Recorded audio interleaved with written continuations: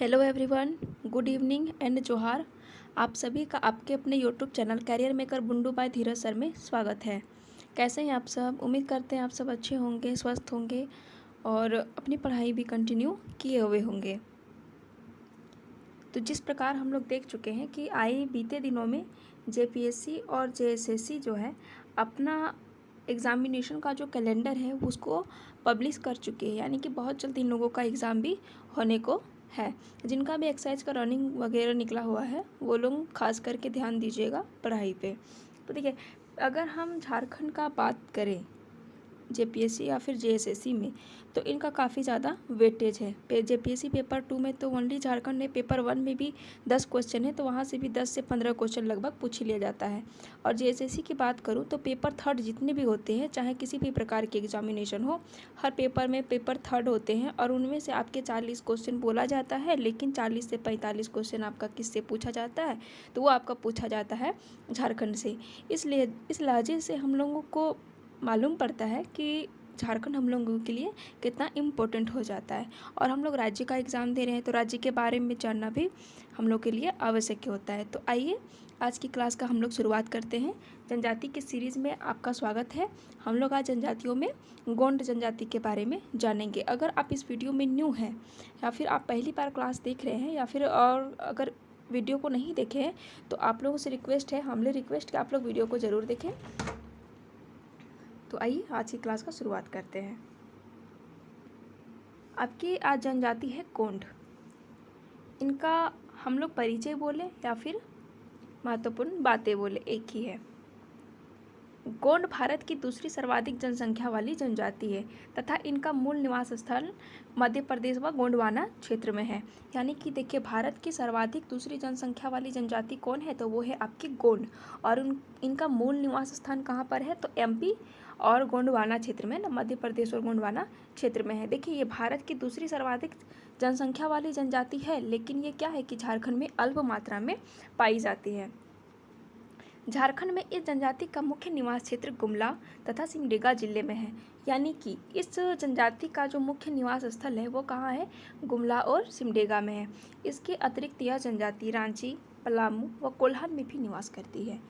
देखिए, यहाँ पर गुमला के साथ साथ रांची, पलामू और कोल्हान क्षेत्र में भी ये जनजाति आपकी निवास करती है। इस जनजाति का संबंध प्रोटो ऑस्ट्रोलॉइड समूह से है। हर जनजाति की भांति इनका भी संबंध किससे है? तो प्रोटो ऑस्ट्रोलॉइड परिवार से है।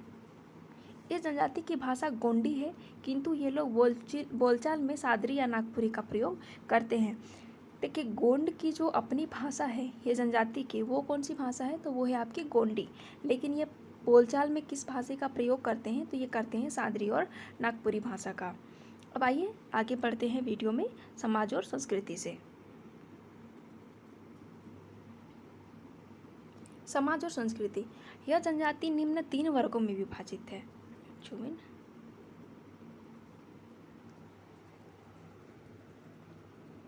पहला है आपका राजगोंड, धुरगोंड और कमियां। देखिए, राजगोंड क्या है? नाम से ही पता चल रहा है, अभी जातीय वर्ग, यानी कि ये सबसे सर्वोच्च वर्ग होते हैं, यानी इनके पास राजपाट की व्यवस्था इस टाइप से होती है ना।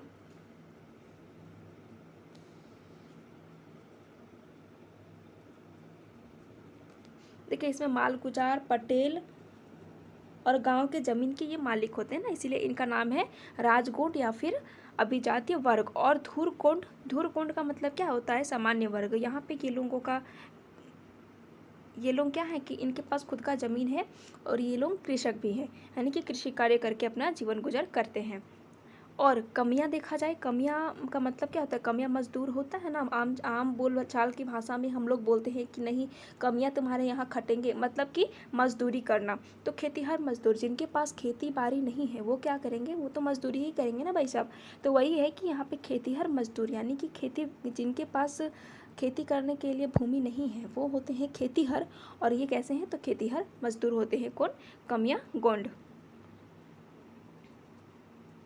गोंड लोग संयुक्त परिवार को भाईबंद तथा संयुक्त परिवार को विस्तृत रूप को भाई बिरादरी कहते हैं।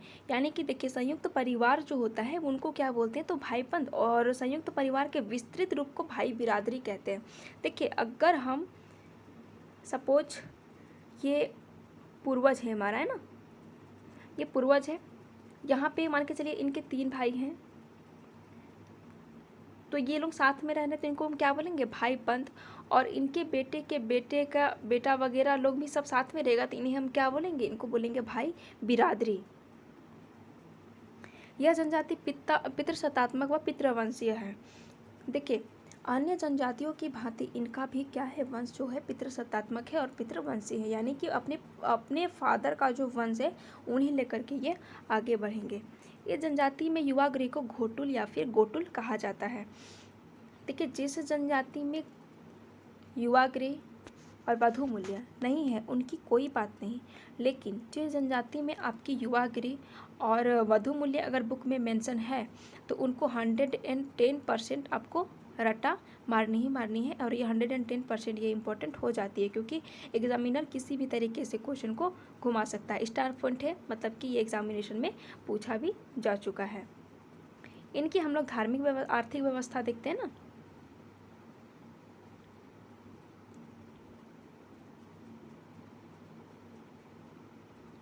इनका प्रमुख पर्व क्या है, तो फरसापिन, मतिया, बूढ़देव, कर्मा, सोहराई, सरहुल, जितिया आदि है। यानी देखिए, इनका जो प्रमुख पर्व है यानी कि मुख्य फेस्टिवल है वो क्या है, फरसापिन, मतिया, बूढ़देव, कर्मा, सोहराई, सरहुल, जितिया इत्यादि। इस जनजाति का प्रमुख पेशा कृषि कार्य है। इस जनजाति द्वारा झूम की खेती को दीपा या फिर बेवार कहा जाता है। क्वेश्चन एग्जामिनर आपको पूछेगा कि दीपा या फिर बेवार क्या है। अगर मुझे डीप नॉलेज नहीं रहेगी तो हम कैसे जानेंगे कि ये झूम खेती है ना। कृषि का एक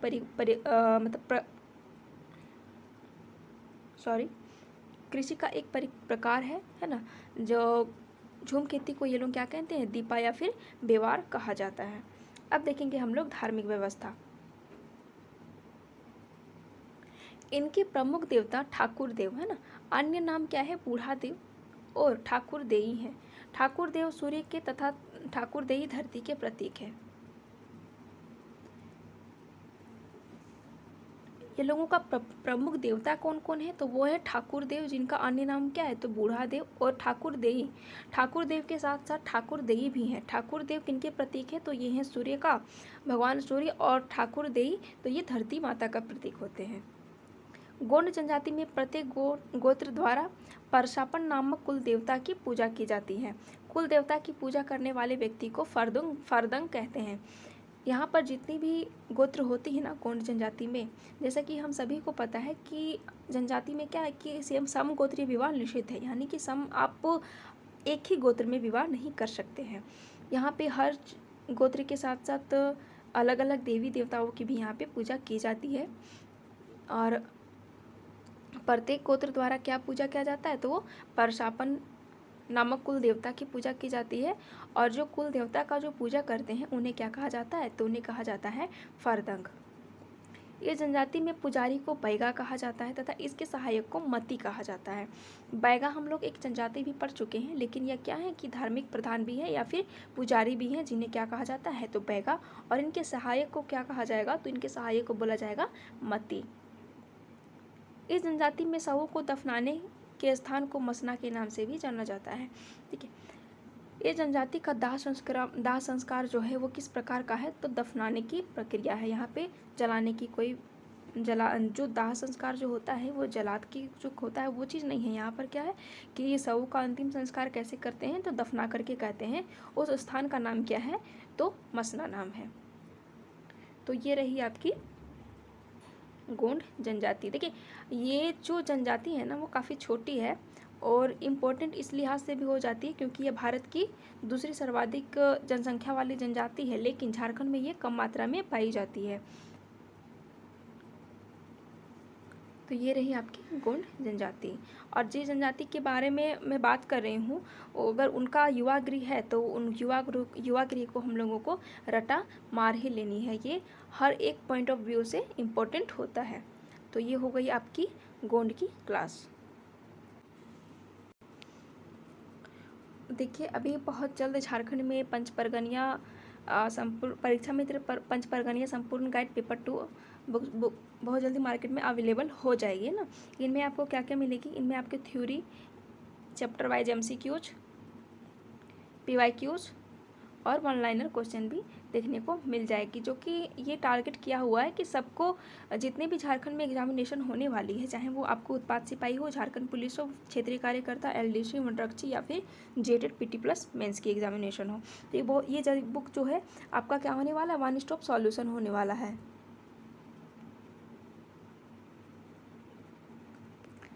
और ये बुक बहुत जल्द आपको बुक स्टोर में अवेलेबल होने लगेगा। बुक स्टोर के साथ साथ ये आपका अमेजन और फ्लिपकार्ट जैसे शॉपिंग मार्ट होते हैं, वहाँ पर भी ये बुक आपको अवेलेबल मिल जाएगी।